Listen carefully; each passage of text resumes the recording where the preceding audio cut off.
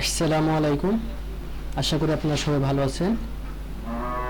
আমি আজকে binary search প্রবলেমটি দেখাবো পিকোসিটি অ্যাপের, কিভাবে আপনারা বাইনারি সার্চ প্রবলেমটি সলভ করবেন।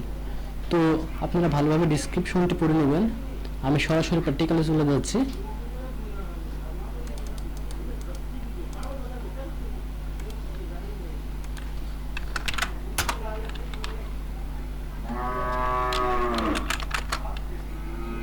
এবার আমরা পাসওয়ার্ডটি দিয়ে দিব।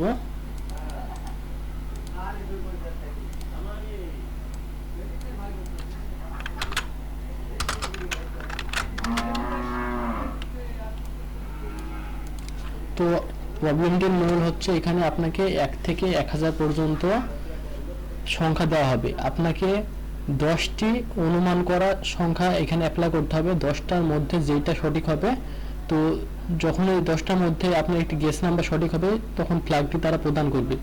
তো 10 বার যদি আপনি ট্রাই করে ফেলেন, তারপরে আপনার মেশিনটি অফ হয়ে যাবে, তখন আপনাকে আবার নতুনভাবে মেশিনটি স্টার্ট করতে হবে। তো আমি এখানে গেস করে দেখাচ্ছি আপনারা কিভাবে গেস করবেন। তো প্রথমে আমি 1 থেকে 1000 এর মাঝামাঝি সংখ্যা হচ্ছে 500, আমি 500 দিয়ে ট্রাই করব। তো 500 দিয়ে বলছে এখানে হায়ার, তার মানে হচ্ছে এটা আরো উপরে যাবে, 500 উপরে থাকবে। তো আমি এখান থেকে 500, এখান থেকে আমি 850 দিই। এবার দেখি কি হয়।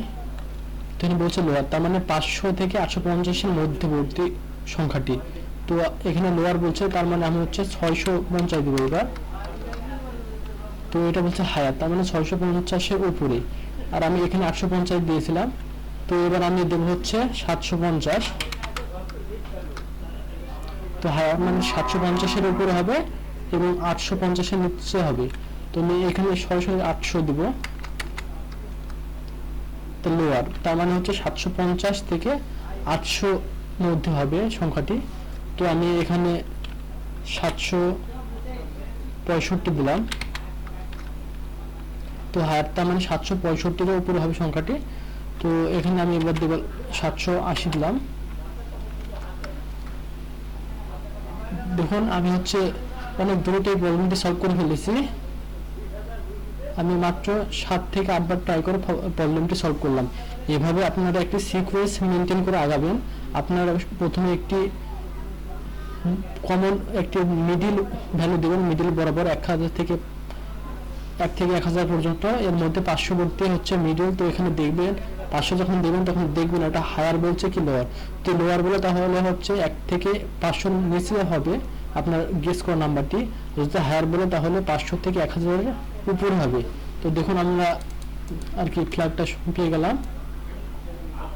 এইভাবে আপনারা আর কি ধীরে ধীরে প্রবলেমটি সলভ করবেন। যদি একবার না পারেন দ্বিতীয়বার ট্রাই করবেন, ইনশাল্লাহ আপনি প্রবলেমটি সঠিকভাবে সলভ করতে পারবেন। দেখুন আমার ল্যাবটি সলভ হয়ে গেছে।